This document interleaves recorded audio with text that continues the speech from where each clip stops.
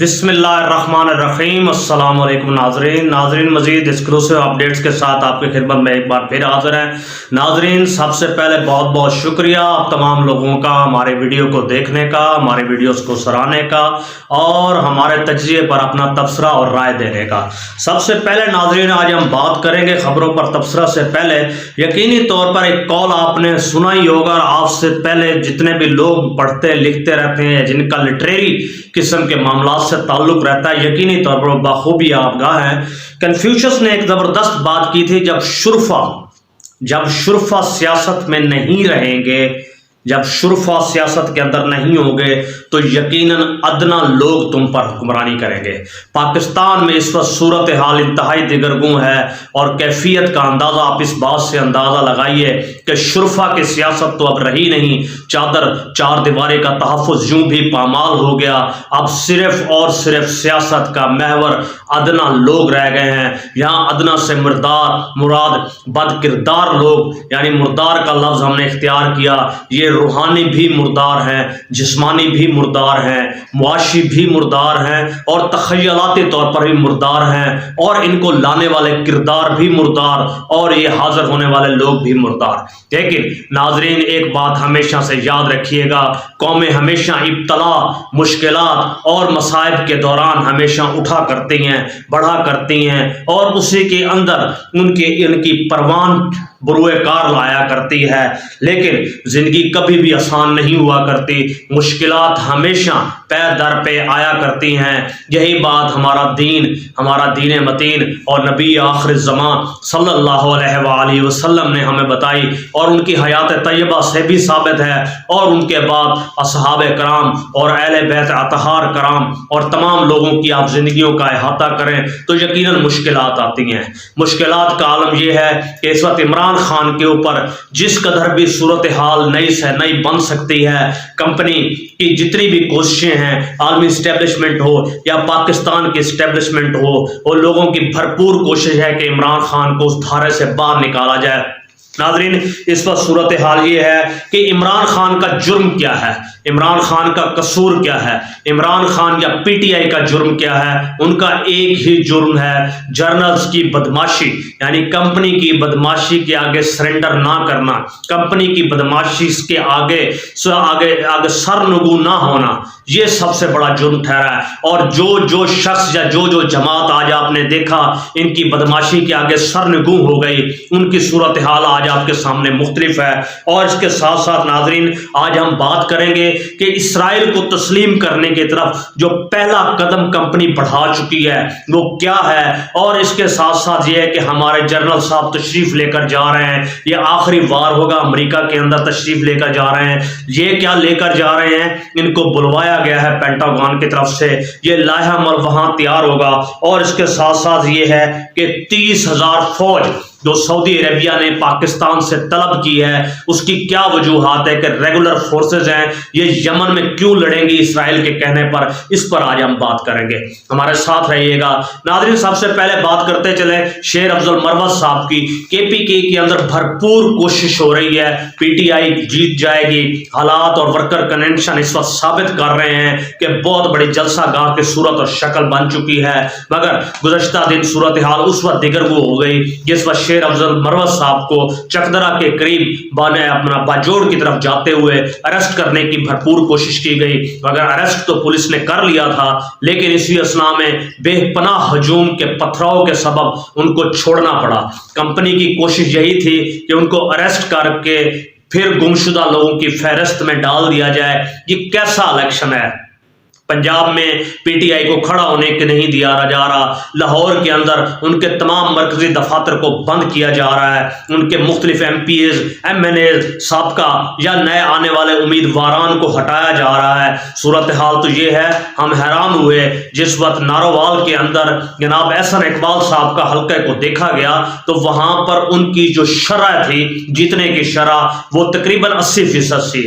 یہ حیران کن تھا کہ 80% ہونے کی وجہ کیا ہے؟ جب مخالف دیکھا گیا تو PTI کا کوئی امیدوار ہی نہیں ہے مد مقابل۔ नाज़रीन ये सूरत हाल है इस वक्त जो कैफियत पनप रही है पूरे पाकिस्तान में। हमने जो गुज़श्ता दिन आपसे तज़किरा किया कि इस वक्त पंजाब नवाज को देने का इरादा है, जनूबी पंजाब इस्तेहकाम पार्टी तरीन का इरादा है, और इसके साथ साथ अंदरून सिंध जरदारी साहब के लिए, क्या कराची और हैदराबाद MQM के लिए, और लपेट लपूट कर जो कोशिश की जा रही है KPK यानी पश्तून कार्ड या पश्तून वोट, वो शायद उसके हिस्से में आएगा जो PTI के हिस्से में है। ये है इस वक्त कंपनी की कोशिश और काविश।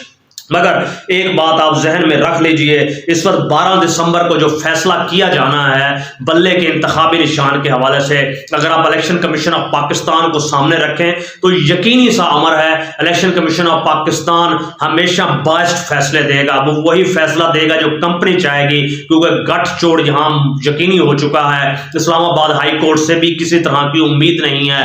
हाँ, सुप्रीम कोर्ट ऑफ पाकिस्तान से उम्मीद की जा सकती है कि कुछ बेहतरी आएगी। कुजा सूरत हाल अगर बल्ला ना भी रहा तो इमरान खान और PTI की जाती जो वोट बैंक है वो बहुत ज्यादा है।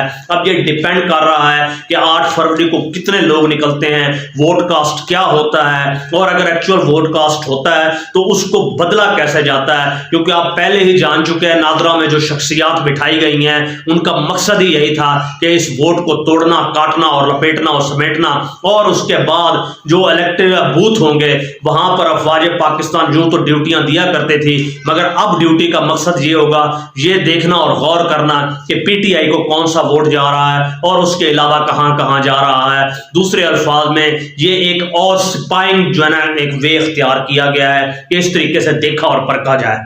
मगर सूरत हाल जैसे भी हो, कैफियत जैसे भी हो, पाकिस्तान में इस वक्त जो सूरत हाल बन चुकी है उसे फर्द वाहिद ठीक कर सकता है, और उस फर्द वाहिद का नाम इमरान खान है। नाज़रीन, इमरान खान ने जेल में बैठे हुए पहली बात की, अगर मैं हुकूमत में आ गया दोबारा तो सबसे पहले law and order, judiciary system यानी निज़ाम अदल को दुरुस्त करूंगा। ये इंतहाई अहसन इक़दाम है, क्योंकि सबसे ज्यादा शिकार इस वक्त PTI और PTI की क़यादत और PTI से जुड़े हुए लोग इसका शिकार हुए हैं, और हजारों लोग जो पाबंदे सलासल हैं, जिनका कोई पुरसान हाल नहीं, जिनकी मीडिया तक भी रसाई नहीं, इस वक्त आपके सामने है। निज़ाम अदल की जहां दुरुस्तगी की इमरान खान साहब ने बात की, वहां उनकी काविशों का नतीजा यह है कि नाज़रीन डेनमार्क के अंदर इस वक्त तौहीन कुरान मजीद का बिल पास हो चुका है। पार्लियामेंट के बिल के हिसाब से जिस शख्स ने भी कलाम मुकद्दस की तौहीन की कोशिश की 2 साल उसे कैद की सजा होगी। नाज़रीन, ये 100% इमरान खान साहब की काविशों का नतीजा है। अदरवाइज आप देख लें, अगर आप समझते हैं कि इसके अलावा कोई शख्सियत है, क्या कभी नवाज शरीफ साहब ने इस पर कोई बयान दिया? जरदारी, बिलावल या फजलुर रहमान ने किसी ने बयान दिया? हाँ, फजलुर रहमान ने एक जलूस निकाला, मगर उसकी इंटरनेशनल रिकग्निशन कहीं भी नहीं है। इसके अलावा इनकी तरजीहात में ना तो कश्मीर है, ना फलस्तीन है, ना इस तरह के वाकयात हैं। नाज़रीन, ये सिर्फ कुर्सी और दौलत की जंग के पीछे दौड़ने वाले घोड़े हैं जो मुख्तलिफ शक्लों में दौड़ रहे हैं। और इसके साथ साथ आपको बताते चलें कि प्यूटन ने जो दौरा अरब किया है, इस वक्त सऊदी अरब के बाद UAE तशरीफ लाए, वहां पर एक नारा उर्रा के नाम से बुलंद किया गया, जिसका वाज़े मतलब यह था, हम फलस्तीन को इस हाल में कभी भी नहीं छोड़ेंगे। यूक्रेन में आप देख चुके हैं कि रशिया इस वक्त विनिंग पोजीशन में है, और फलस्तीन में भी यही सूरत हाल बन चुकी है। और फलस्तीन में नाज़रीन, इसराइल की तरफ जिस वक्त नए मिसाइल दागे गए हैं, उनकी कैफियत तो ये थी कि जो प्लेन के अंदर जो लोग मुसाफिर थे, जब उन्होंने अपने साथ साथ चलते हुए मिसाइल देखे तो इस कदर हैरान हो गए कि ये मिसाइल कहां से है। बहरहाल इसराइली मीडिया का कहना यह है कि ये मिसाइल इस वक्त ईरान ने फराहम किए हैं वहां की हमास को, लेकिन ये आने वाला वक्त बताएगा। सूरत हाल और जंग अगर बढ़ती गई तो यकीनन ये किसी बहुत बड़े नतीजे के ऊपर जाकर खत्म होगी, और यही वजह है कि अमेरिका की तरफ से शदीद प्रेशर है। आज वेटो कर दी गई जंगबंदी की करारदाद यूनाइटेड नेशन में अमेरिका की तरफ से, और ये वाज़ेह हो गया कि अमेरिका 100% अलाइज है इसराइल का। और इसके साथ साथ अमेरिका ने प्रेशर बिल्ड किया है अरब के ऊपर, UAE के ऊपर, कतर के ऊपर, सऊदी अरेबिया के ऊपर। आप हुथीज के खिलाफ अपना प्रेशर बिल्ड करें। नाज़रीन, पाकिस्तान ने यानी हमारे जनरल साहब ने एक बाकायदा कदम उठाया है इसराइल को तस्लीम करने की तरफ। हम रॉथस्चाइल्ड की भी आपसे बात कर चुके हैं, फ्रीमेसन्स की भी आपसे बात कर चुके हैं, पाकिस्तान के आइंदा सिस्टम की भी हम बात आपसे कर चुके हैं। अब उसकी तरफ पेश कदमी स्टेप बाय स्टेप हो रही है। नवाज शरीफ साहब का आना ये वही इसराइली मुशीर की तरफ से जो दिया गया इनको, और इंटरनेशनल एस्टेब्लिशमेंट का जो एजेंडा लेकर ये तशरीफ लाए हैं, अब उसकी एक कदम आगे बढ़कर सूरत हाल ये है, सऊदी अरबिया खुद तो लड़ने से कासिर है, पाकिस्तान से 30,000 फौजी एहलकार मांगे गए हैं कि जो कि इस वक्त भेजे जा रहे हैं, जो कि जाने की भरपूर तैयारियों में हैं, और इस 30,000 लोगों का फौजियों का मकसद हूथीस कबाइल के साथ यमन में लड़ना। आप अंदाजा लगाइए कि किराए की फौज तो हम वैसे ही हैं, डॉलर कमाने का और जरिया तो है नहीं। अब अफगानिस्तान भी गया, जंग भी गई, दहशतगर्दी भी गई, यूक्रेन का मसला हो, पाकिस्तानी वेपन हो, चाहे उससे फलस्तीनियों की जान ही क्यों न जाए। इस वक्त सूरत हाल 30,000 फौज लेकर भारी मराहत के साथ सूरत हाल ये है कि इब्तदाई तौर पर ये 30,000 फौजी होंगे, मगर आगे बढ़कर ये तादाद 1 लाख तक जा पहुंचेगी और ये यमन हुथीस के खिलाफ लड़ा जाएगा। तो फिर आप अंदाजा लगा दीजिए हमारे जिनके साथ बॉर्डर ईरान के साथ मिलते हैं तो हमारे वहां पर क्या हालात और क्या सूरत हाल होगी। बहरहाल जनरल ज़िया साहब अगर जा सकते हैं 30,000 लोगों का कत्ल करने वहां पर फलस्तीन के अंदर, तो ये भी कोई बड़ी बात नहीं है, ये भी सब कुछ हो चुका है और ये भी होगा। और इसके साथ साथ आपको बताते चलें कि स्टॉक एक्सचेंज कमीशन में जो बार बार बात की जा रही है कि देखें कैसे बढ़ रही है, किस तरह ब्लैकमेल किया गया कंपनीज को, यानी लगभग 30 से 31 फैमिलीज हैं जो स्टॉक एक्सचेंज और पाकिस्तान की मईशत को कंट्रोल करती हैं। नाज़रीन, 24 करोड़ के मुल्क में 30 से 31 फैमिलीज का खानदान का कारोबार है जो घूम रहा है, और इन 31 फैमिलीज का ही मसला है, बिजली चोरी हो, गैस चोरी हो, टैक्स चोरी हो या पॉलिसीज बनाने में हरकियात हो। ये 31 फैमिलीज हैं जिनको कंपनीज आगे लेकर चल रही है, और ये 31 फैमिली हैं जो इस वक्त सालाना पाकिस्तान को कमोबेश 1 अरब डॉलर की मद में नुकसान देती हैं, मुख्तलिफ तरीकों मुख्तलिफ शक्लों में। बहरहाल क्या कहना। दूसरी तरफ आपको बताते चलें कि नून लीग इत्तेहाद कर चुकी है तहरीक इस्तेहकाम के साथ, अगला इत्तेहाद खटक साहब के साथ है, तहरीक इस्तेहकाम से है। नाज़रीन, जहां हम बात कर रहे थे आपसे इस वक्त नून लीग के साथ तहरीक इस्तेहकाम और तरीन साहब का इत्तेहाद, और उसकी वजह यह है कि तरीन साहब पुराने दोस्त हैं शहबाज शरीफ साहब के, और ये तवील अरसा पहले वजारत मुशर्रफ में भी रहे, और ये वजह बनी है। इसके बाद KPK में खटक के साथ इत्तेहाद हो रहा है, फजल रहमान के साथ इत्तेहाद हो रहा है, मगर जरदारी साहब इनके साथ हाथ कर गए क्योंकि पाकिस्तान पीपल्स पार्टी ने जो बाप पार्टी बलूचिस्तान है उसके ऊपर टेक ओवर कर लिया है, वहां पर वो इनको सेटबैक देने के लिए तैयार हैं। बहरहाल हर सूरत हाल के अंदर कदम थोड़ा थोड़ा आगे बढ़ रहे हैं। और अगर आप ये देखें कि हमाद अजहर साहब ने कामरान खान साहब को इस वक्त चैलेंज दिया है, ये ट्विटर पर चैलेंज है। कामरान खान क्या है आप बेहतर जानते हैं, Kamran Khan is equal to GHQ and GHQ is equal to Kamran Khan. यही सूरत हाल है इस वक्त। तमाम जमातों को मुकम्मल आज़ादी है, ये इलेक्शन नहीं मुकम्मल सिलेक्शन है, और सिलेक्शन का जो पूरा सेटअप और स्ट्रक्चर है मुकम्मल तौर पर तैयार हो चुका है। और सबसे बड़ी खबर यह है कि शौकत तरीन साहब इस वक्त PTI को छोड़ चुके हैं। शौकत तरीन क्या है, ये वजारत हमारा खजाना में भी रहे, ये मुख्तलिफ जमातों में भी रहे, और इस वक्त सूरत हाल ये है कि ये वही शौकत तरीन है जिनकी वीडियो भी गायब हो गई, जिन्होंने PTI को मशवरा दिया था कि पंजाब और KPK लेटर लिखे कि IMF पाकिस्तान को किसी तरह का कर्जा या मुआहदा मजीद आगे ना करे, लेकिन वो वीडियो उस वक्त गायब हो गई। अब आपको बताते चले ये भी समझी हैं ओमनी ग्रुप की, और ओमनी ग्रुप वही है जो जरदारी साहब के 35 अरब रुपए की मनी लॉन्ड्रिंग के साथ था। ये 35 अरब नहीं, इसे 135 अरब समझे, यानी ये खरबों में मनी लॉन्ड्रिंग थी। बहरहाल ये सूरत हाल यहाँ पर चल रही है।